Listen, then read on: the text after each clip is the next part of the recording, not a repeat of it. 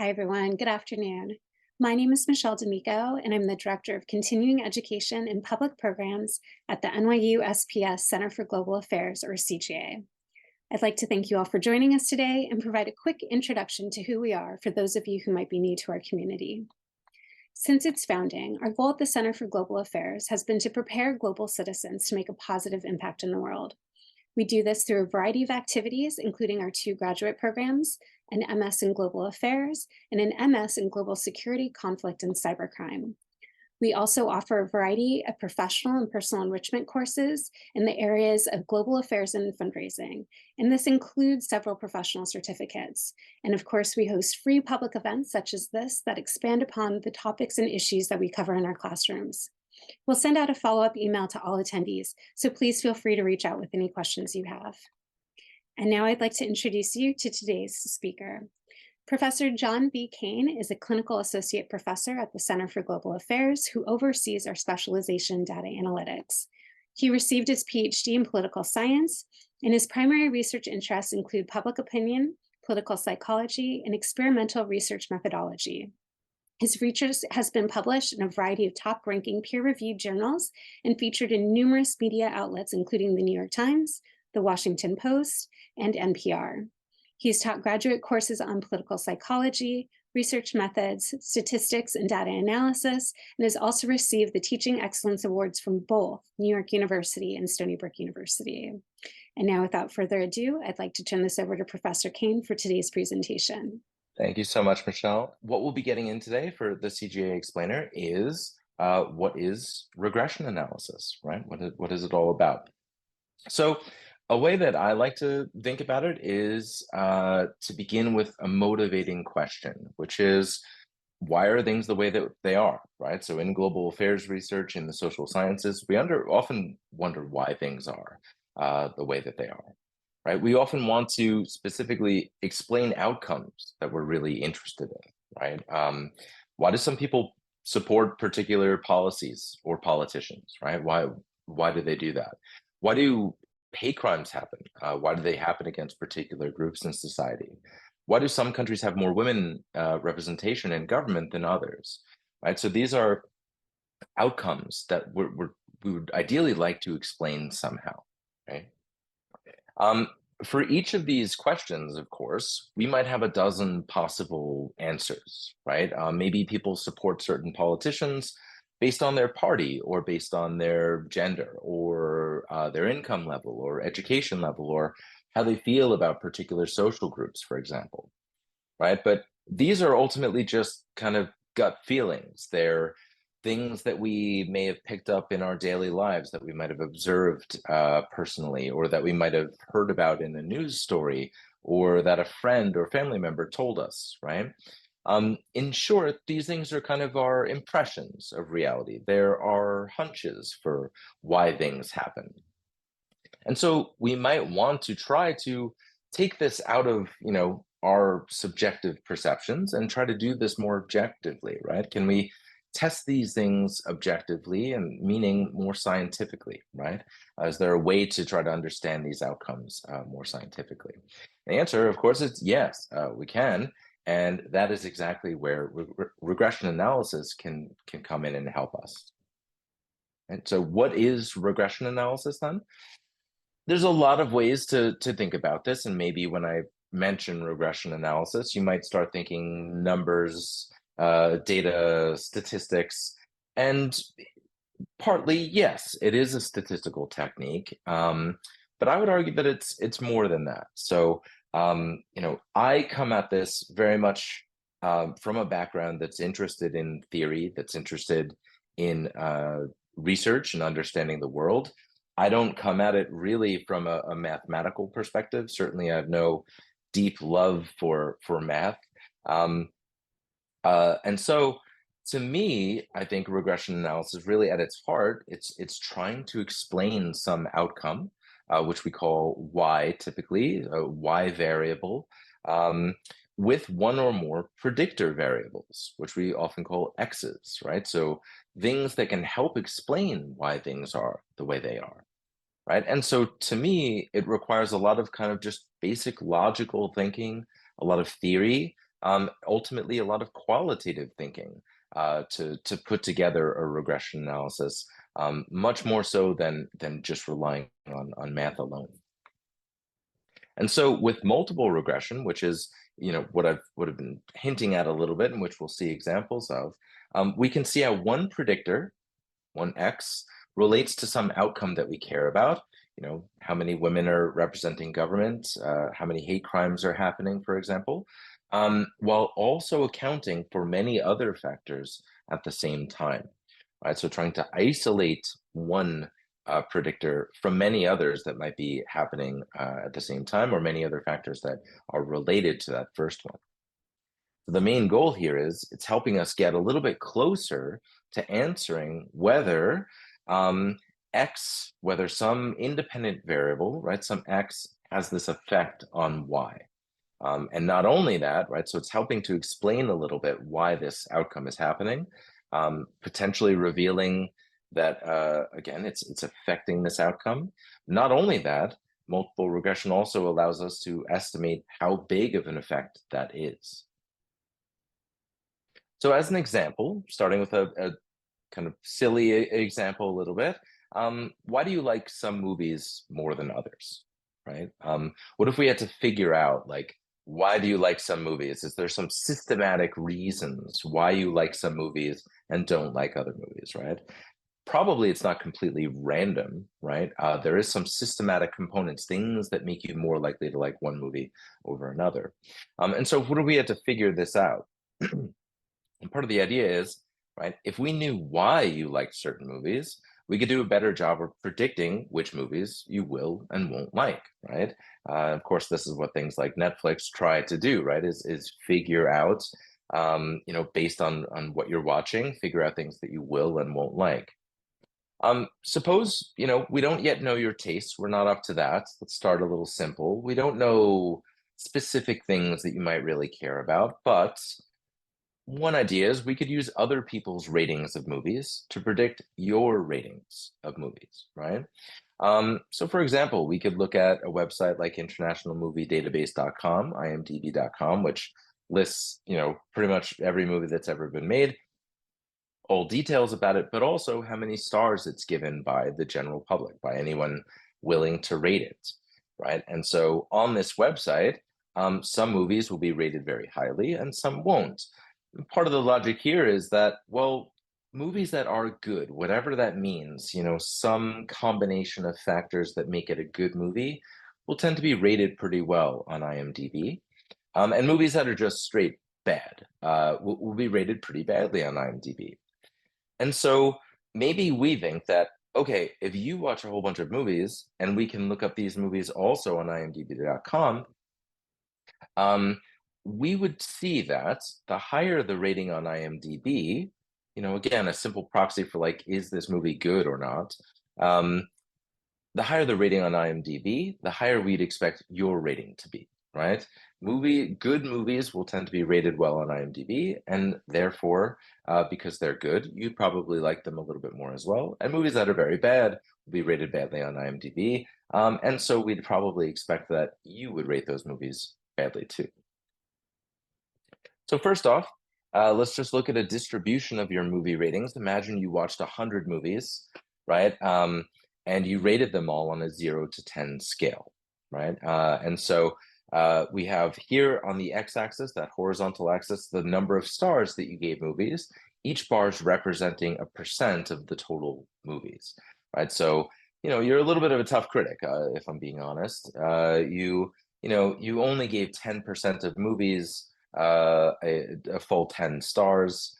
It seems like you gave 13% and 11%, some of the lowest ratings. You didn't rate anything at 0, but you do rate quite a few movies toward the lower end, or a lot of movies just sort of in the middle. And so, you obviously vary, right? You vary in how much you like movies. And again, our question is kind of like, why do your ratings vary? And so, again, we're trying to do a simple analysis here where we're trying to say, all right, if IMDb captures a general kind of like goodness of a movie, well, then maybe IMDb ratings would be associated with your ratings of the same movies. So imagine we have a graph here where on the x-axis we have IMDb's rating, right, the number of stars on IMDb that a movie got, and then we have how many stars you gave that movie.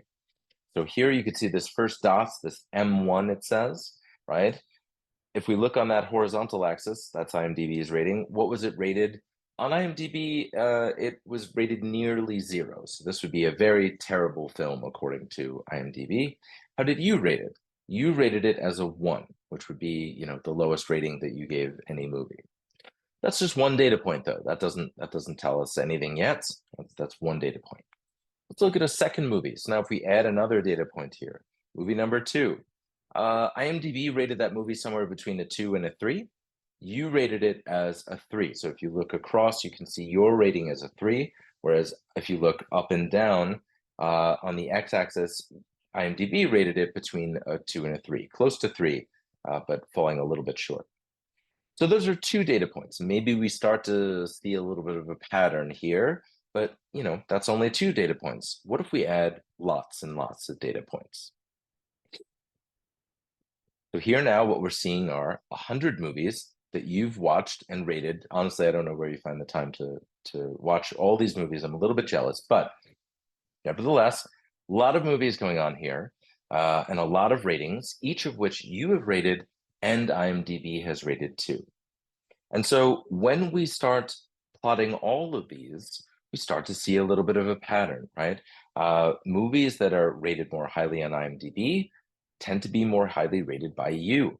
Movies that are rated lower on IMDb tend to be rated lower by you, right? So again, if we're using it as a proxy for good movies, well, good movies according to IMDb also seem to be good movies according to you too. And again, bad movies according to IMDb also tend to be fairly rated poorly by you as well. Now the question is, so here's the dots, and we can kind of, a series of dots, we can kind of get this sense, but what if we had summarized this overall relationship?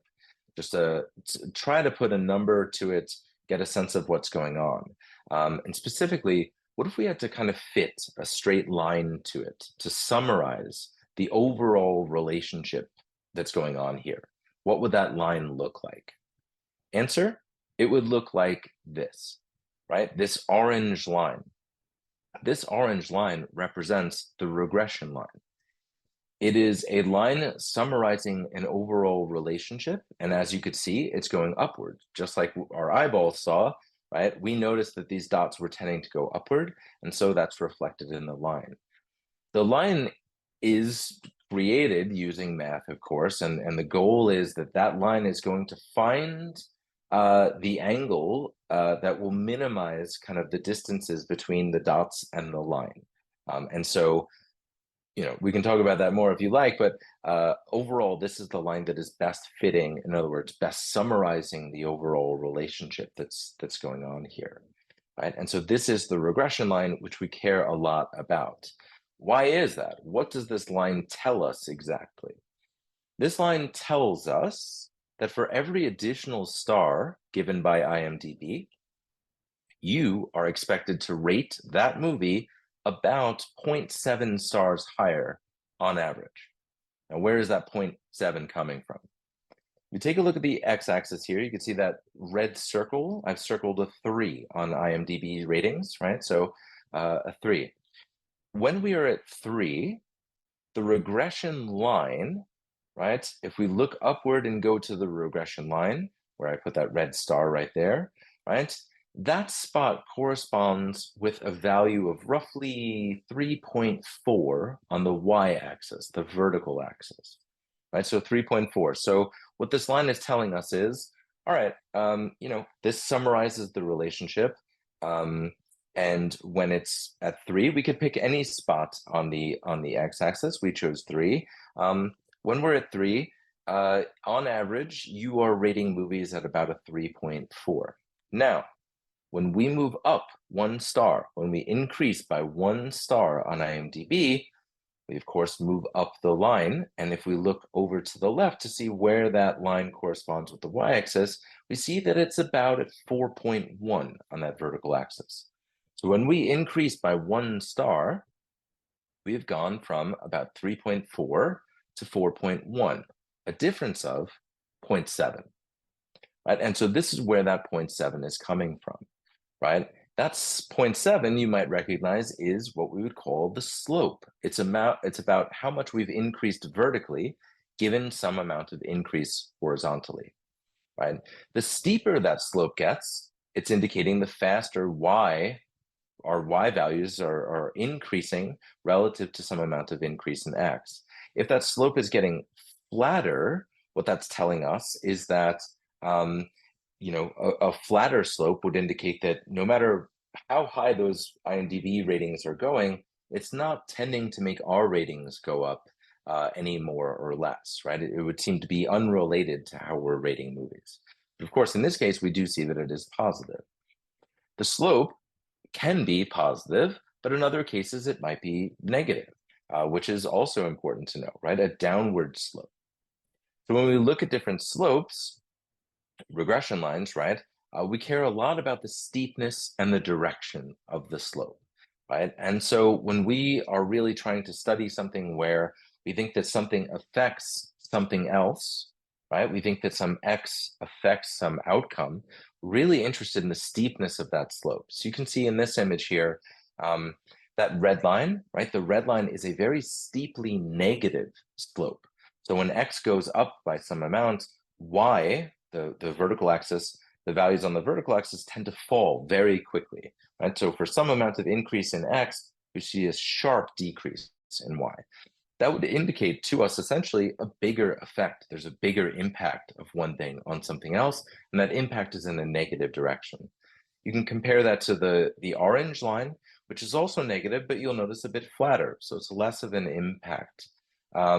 The yellow line is fairly flat, right? Whereas the green line is a slight, a kind of weaker positive effect, and the blue line is a stronger positive effect, right? So we care about these things quite a bit, right? How steep it is, and also the direction, because if we're willing to think that this is an indication of a causal relationship, we could figure out what has a big effect and what has a weaker or no effect at all. Right, so the steeper the slope, the bigger the effect of X on Y. But now, what if we wanted to get away from IMDb and we wanted to actually build a model now that has multiple factors involved? We really want to figure out why you like some movies, not just using IMDb ratings as a proxy, but really trying to think about, theoretically, things that would matter to you for how you rate movies, right? So why do you like some movies more than others? There's a lot of possible factors, and maybe we could list a dozen of them. But here are a few. And again, we might call these predictors or independent variables. But these are things we think would actually causally affect how you rate a movie. So all else being equal, right, we think that each of these five things might matter to you. One, the quality of acting, right? So imagine we could measure this on a kind of 5-point scale in some objective way, the quality of the acting in a movie overall. We'd probably guess that this would have a positive slope, right? As we go 1 unit higher, right, 1 unit increase in quality of acting, we expect your ratings to go up, right? So the slope should be positive. Better acting, we expect higher ratings. Has at least one actor that you like, yes or no? We think that maybe you prefer films in which there's someone that you really like is in the film, which makes good sense. And when this is the case compared to when there's no actor that you really like, we'd expect that again, a positive slope. So kind of going from a movie where there's no one that you like to a movie where there is someone that you like, we expect an increase, right, in the number of stars that you're willing to give a movie. The amount of violence, maybe you're not all that into very violent films, right? And so if we measure the amount of violence on a 5-point scale, we might expect this to have a negative slope, right? As we go up 1 unit of violence on this scale, 1 point on this scale, we would expect your ratings to go downward, right? So more violence, we'd expect lower ratings on average. Based on a true story. Maybe you like movies that are ultimately grounded in reality, right? So compared to something that's completely fictional, something that's based on a true story or based on true events, maybe you find more compelling. And so when we go from kind of movies that aren't based in anything real to something that is real, we expect an increase in the number of ratings that you give it, right? So we'd expect a positive slope here. And then finally, plot complexity, right? So how complicated is this plot? Maybe, you don't like it when, there's a ton of stuff going on. There's like 8 different subplots. There's 100 different characters. You can't really keep track of like the motivations of the characters or what the goal is of any character, right? It's just very complicated. And so maybe as movies get kind of more complicated, right? The plots are getting more complicated. We expect a negative slope, right? We expect your ratings to go down the more that movies are complicated, right? And notice, right, some factors here might be related to other factors. Part of the goal of regression analysis is to isolate one of these factors from all of the others, right? To take into account the other ones and really just estimate or isolate the unique impact of one of these at a time, right? So, for example, maybe movies that are based on something real, right, would have better acting, right? And movies that are more violent would tend to be less complicated plots, right? So like these things can all be related to one another. Regression analysis tries to help us isolate one from the other. The key idea here is if we were to measure these 5 factors for a whole bunch of movies, a large sample of movies, like 100 movies, we might have a decent model explaining why you like some movies more than others, right?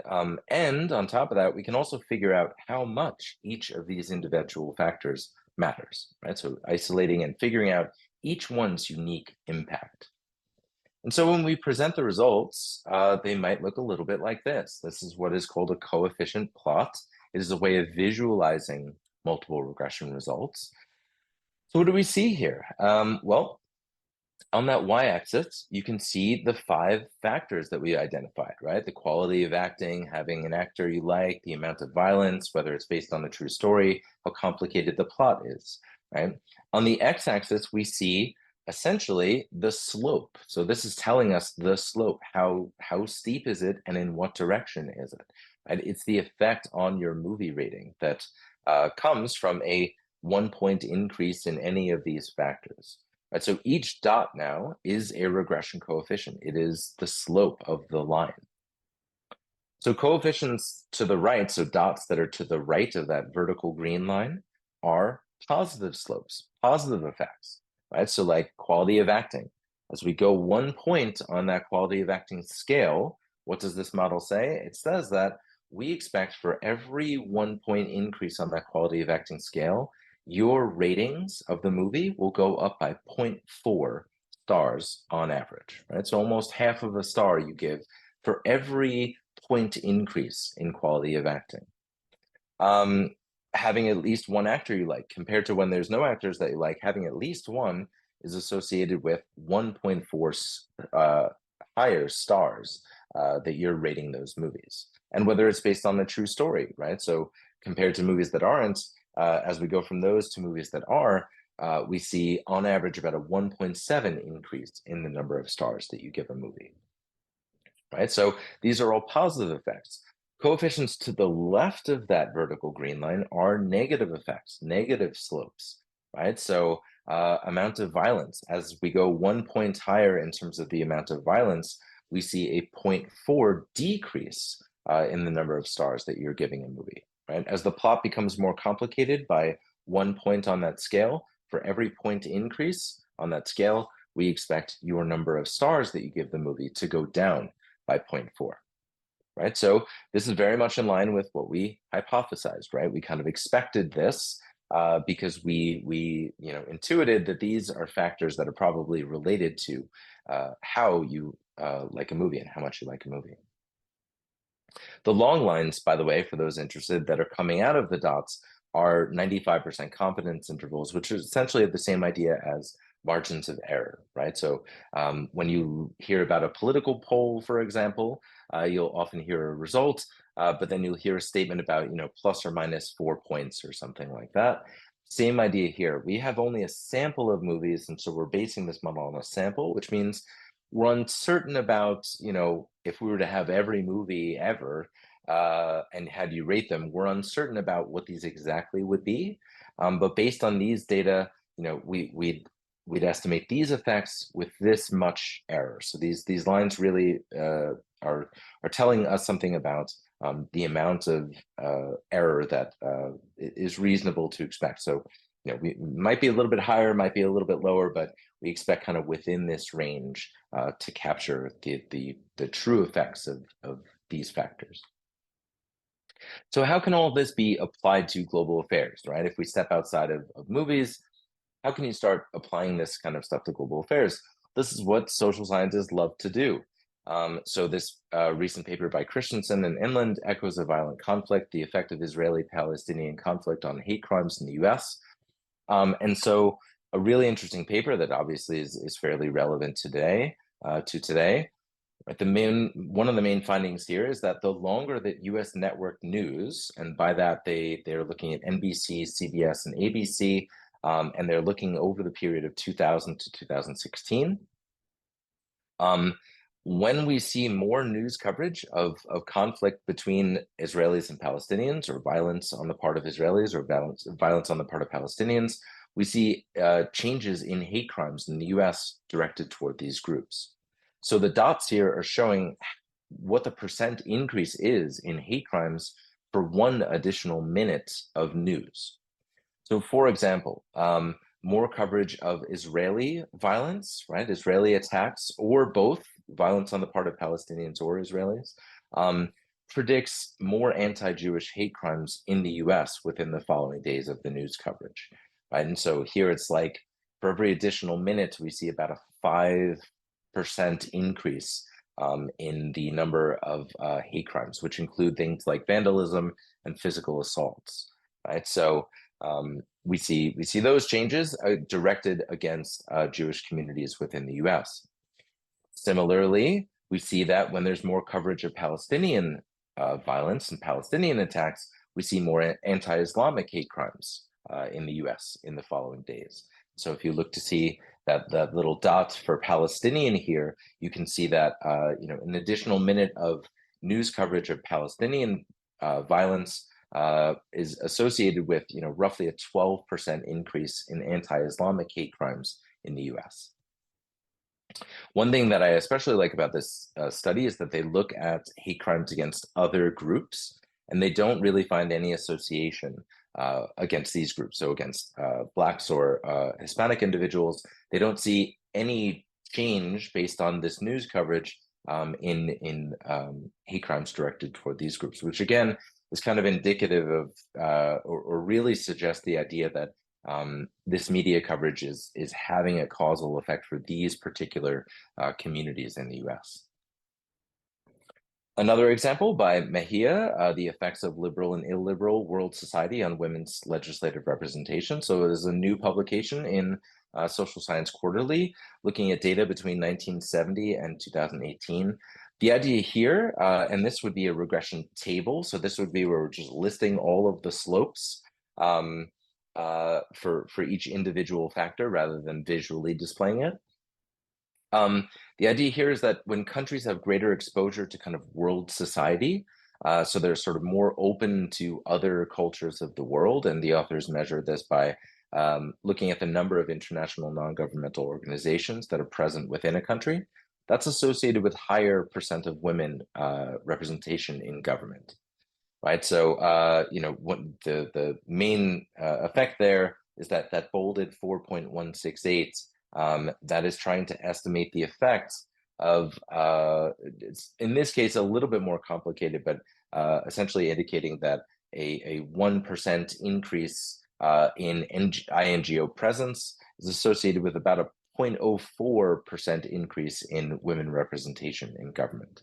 And again, that's taking into account a whole bunch of other factors that probably matter, things like GDP per capita, school enrollment, so girls' school enrollment, female labor participation, right? Aspects of the government, right? How democratic they are. After taking all that into account, at the same time, we're still seeing and still finding this positive impact of having more engagement with the global community is specifically having having INGOs present within the country. And as a final example, apologies for the shameless self-promotion, but a paper of mine, along with Liliana Mason and Julie Ronsky, where we were very interested in sort of what is associated with support for President Trump. And so why do people support particular leaders, right? And so there's a lot of factors that go into this, of course: education, party, um, income, gender matters, religion matters, race matters. But one thing that we really wanted to explore was whether attitudes and feelings, regardless of one's own sort of identity, is feelings toward particular social groups in society, whether they were related to support for Trump, and then also how much or how strongly they're related. And so, within this graph, obviously, there's a lot going on in this graph. This graph, I had to write like 100 lines of code to make this figure, and so a lot going on there. But I figured get a little more mileage out of it. A lot going on, but the general idea is, if you look on the x-axis, right, you can see that we've measured kind of animosity toward 4 different groups in society. So African Americans, Hispanics, Muslims, and gays and lesbians. Lower values indicate sort of less animus, more warm feelings. Higher values indicate more animosity, more explicitly negative views toward these groups. I think the real value added in this study was that we measured these things in 2011.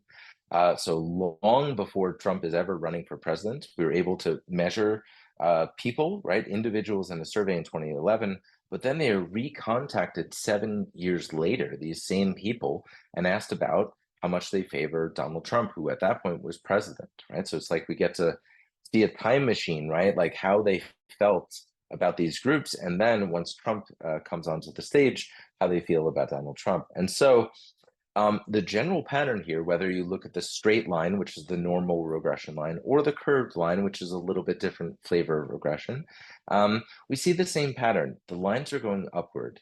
As we move from left to right on the x-axis, we see that the lines tend to go upward. That's especially true on the bottom. So the biggest effects that we saw were for attitudes toward Muslims and attitude towards gays and lesbians. For attitude toward Muslims, for example, going from one end to the other extreme, so all the way to high animosity toward Muslims, predicts about a 20 percentage point increase in favorability of Trump. And very importantly, this is taking into account a whole bunch of other stuff that matters, right? So things like party, race, gender, age, education, income, religion. We're accounting for all of that, right? Taking all of that out, and we still find these strong patterns. So kind of the idea being, regardless of your race, your gender, income, right, setting that aside, kind of holding that constant, these things are powerfully predictive of support for Donald Trump. So some final points, right? Regression analysis, hopefully you've seen, it's a way of trying to explain some outcome using one or more independent variables, right? We're trying to explain that outcome using predictors, right? Why do people's incomes vary, right? Why is there variation in income? Well, if we think that it's due to one or more independent variables, we might identify, say, education, right? Why do people's incomes vary? Well, because partly their educational attainment varies, right? People that have higher education tend to have higher income. People who have lower education tend to have lower income, right? It's difficult to separate causality and correlation a little bit, but if we are willing to assume a causal component here, right? Again, we're able to at least partly explain differences in income using differences in education level. So lots of different kinds of software are capable of doing regression analysis. So Stata, which is what I primarily use, R, which I also use from time to time, Python, SPSS, even Excel. So even Excel is capable of doing regression analysis. They've added a lot more features in recent years to be able to do analyses like that. There are a lot of different types of regressions. So sometimes, there are more sophisticated techniques. You can have nonlinear effects like what we saw in those Trump graphs where the line is allowed to kind of bend a little bit. We can have interactive effects where maybe this factor and this factor don't do anything on their own, but when they combine, then they have some impact on an outcome that we're interested in. Or lagged or delayed effects, right? So like something might happen now, and then it has an effect several days later. Just like we saw in the Israeli-Palestinian violence, we could see, news now associated with something that happens a little bit in the future. But given all their complexity, their different forms, right? They all have the same general purpose, which is to try to explain or predict some outcome with one or more independent variables, predictors, right? We talk in terms of creating a model, a regression model, and it sometimes gets criticized as being, simplification. The criticism, like, these are very complicated things. How could you possibly try to figure this out using math or numbers? This isn't reality. This is just math. And I would say, absolutely, this is a regression model. A model is not reality. It's a model of reality. By no means is it a perfect depiction of reality. No more than, a model car is a real car, or the model UN is the real UN, right? So it is a model. It is not a perfect depiction of it. And yet, if we do it well, if we do it with a lot of theory in mind, a lot of careful thinking, good design, good measures, it can still potentially give us a lot of insight into why things are the way they are. And we ultimately really want to know these types of things because they can help us change things for the better, right? If we know what's driving people to vote for particular politicians, say, far right politicians or something, if we can get a handle on what's causing that, well, then maybe we can start to address it. If we know or really have a strong suspicion that news coverage, right, of Israeli-Palestinian conflict might be increasing hate crimes in the US, if we learn that, right, then maybe we can start to think about changing how news covers these things, right, or begin thinking about that as a way of hopefully reducing the number of hate crimes that are happening in the US as a result. And so again, by using these methods, it is a simplification of reality and yet can nevertheless provide us with knowledge that helps us to make reality a little bit better. So thank you so much, and I really look forward to hearing your questions. I hope I can help, and again, thank you for joining us. Fantastic. Thank you, John. That was great. I learned a lot. Harkened back to some statistics classes that I took in undergrad. So thank you. We have a couple of questions coming in. So one of the attendees wants to know, would it be fair to say that regression analysis is more concerned with identifying correlations between variables than explaining causal mechanism? By causal mechanisms, this person means how you actually get from the independent variables to the dependent variables. They often read papers that point out the correlations but don't examine the causal process by which you get from independent to dependent variables. Oh, I love it. Oh, good stuff. Okay. My take on it would be, ultimately at the end of the day, regression is demonstrating correlation, and there's just no way around that. You take any independent variable and dependent variable in a regression model and just flip them, and you will still get results, right? Even though it doesn't make any sense, right? The computer doesn't understand what makes sense as an outcome and what makes sense as a cause. It's ultimately telling you about correlation. That said, I I think that overall, at least the type of research that I read, authors are ultimately interested in more than just correlation, and they want to uncover causation, right? They want to uncover, this idea that this independent variable is actually affecting this dependent variable, even though technically it's always going to demonstrate correlation. They are all really more deeply interested in causation. What you've pointed to about, we have this X and we have this Y, but, we're not necessarily showing what I like to think of as like a causal chain, how we're getting from X to Y, right? Like what that process looks like. We can see that people who are more educated have higher incomes, but how did it work, right? What is like the causal chain? Um, is education increasing people's social network? And that's what's helping them get a higher paying job and therefore higher income, right? Like the causal chain. And I would say you're absolutely right. Oftentimes, regression can't dig into what we call the kind of mediators. They are the mechanisms that exist in between our independent and dependent variable. However, I would say you can still use regression analysis to test that. So, like after you find that education affects income, let's say, or is predictive of income, try to then get data on people's social networks. Now have social networks, that middle link, have that as your dependent variable. Does education affect that? And if you can show that, that begins to give you an indication that this is at least one mechanism by which it's affecting income. And then there are even more sophisticated regression techniques known as mediation analyses, where you're explicitly saying, here is my X, here is a mediator, something that happens in between, and then here is my outcome. And so uh, mediation models try to get at exactly what you are doing, which is identifying things that could be the potential middle links in the chain from one X to one Y. That's fascinating. I love it. So another attendee asks that they've used chi-square analysis to add further validity to some of their research. What are your thoughts on using chi-square? Chi-square is great. I'm a fan. Um, Chi-squared analysis, for those unfamiliar, is essentially you're making a cross table. You have two variables that you're interested in that are more categorical in nature. So we don't have like a continuum like IMDb ratings or the number of hate crimes or something.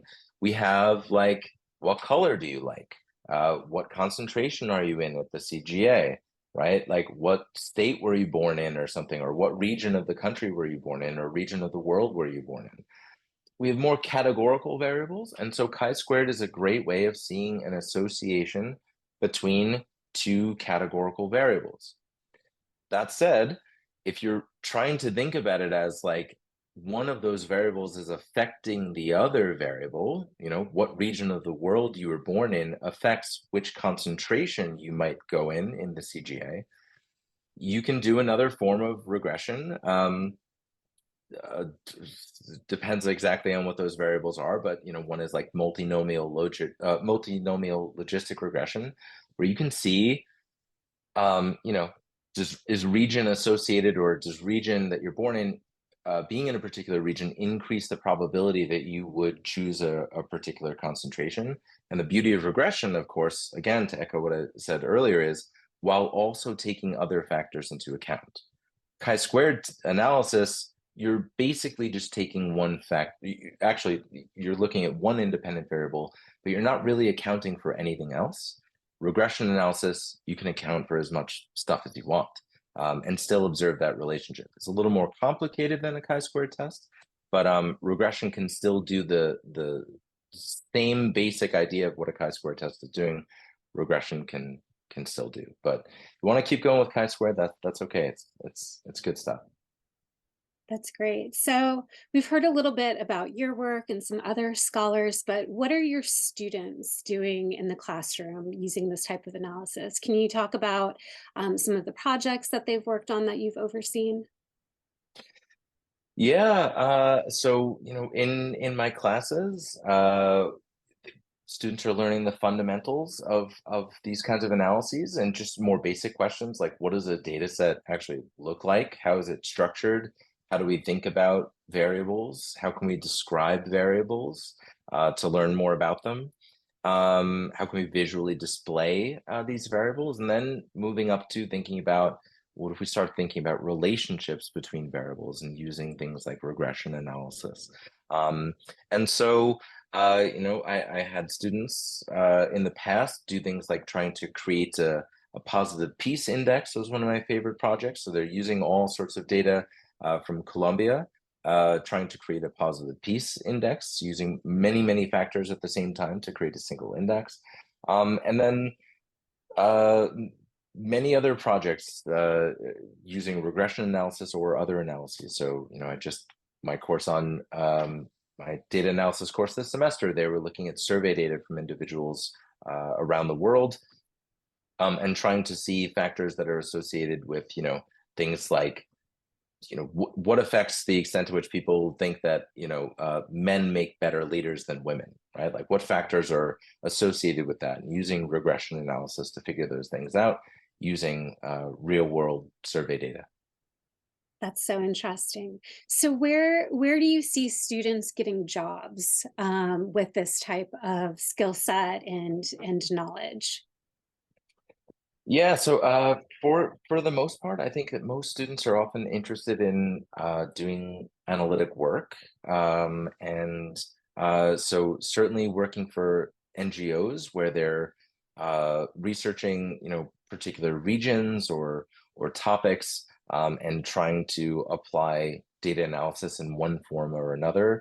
One student who worked for who's working with an education-related nonprofit organization, others that are doing more work kind of on global affairs and conflict. Um, really, really runs the gamut. But yeah, what tends to be true of all of them to one extent or another is just figuring out ways of using data essentially just as information to then make better decisions about things, right? To see, again, to go back to the point I raised at the beginning, to take it away from our own kind of subjective hunches and perceptions, make it more about like whether I like it or not, what does reality seem to be? What's going on? And again, whether I like it or not, what seems to be the truth as best as I can tell. That's great. So besides, enrolling in your course, joining the CGA here, what are some resources for folks who are interested in learning more about regression analysis? Where would you point them? Or is there literature, YouTube videos? What would you suggest? Yeah, so there's endless resources online. Um, you have to, it's hard to jump into sometimes, which is part of the reason why I did this. If you have no understanding of it whatsoever, it can be very alienating. But if you at least get a glimpse at like what the big picture is, what the goal is, then it helps to kind of ease into uh, videos like that. I would strongly recommend, anything on YouTube that is covering regression analysis, and then choose your software. If you know Excel and you're more familiar with Excel, look up just regression analysis using Excel, and you'll see plenty of examples of how it's done, how it looks. And then, of course, you can look at other software too. The goal would be eventually that, you will start coming across studies reported in media. You might, which is certainly true of me and others, like as you get older, you start like worrying about certain health conditions and stuff. And so you start looking at research. Research is done on, does this treatment work? Do these medications work? What are factors that are associated with, an increased likelihood of some outcome? If you understand what regression analysis is, you could start to kind of read through these things and make sense of them. So you can pick up a lot even just from reading real world research too. But if you had to start somewhere, I think, yeah, looking at YouTube videos where people can walk through sort of how a software is doing something, and then show you the results and walk you through the results. I think it's great. Again, it's just sometimes you need a little bit of like a softer introduction to what the point is, which hopefully I've accomplished today. That's great. No, thank you. Um, Big thanks to everyone who joined us today, and for Professor Kane for demystifying regression analysis for all of us a little bit. For those of you who are in the program who have not taken his courses yet, please do. It's fantastic. For those of you who are considering exploring data analysis within the context of global affairs, we'd love for you to join our program at the CGA. And for those of you who are just interested in exploring topics like this, we hope to continue to build out this explainer series in subsequent semesters, so please stay tuned. And we'll send out a video to all attendees within about a week or so. So thanks again, and we hope to see you soon. Bye, everyone. Thanks so much, everyone.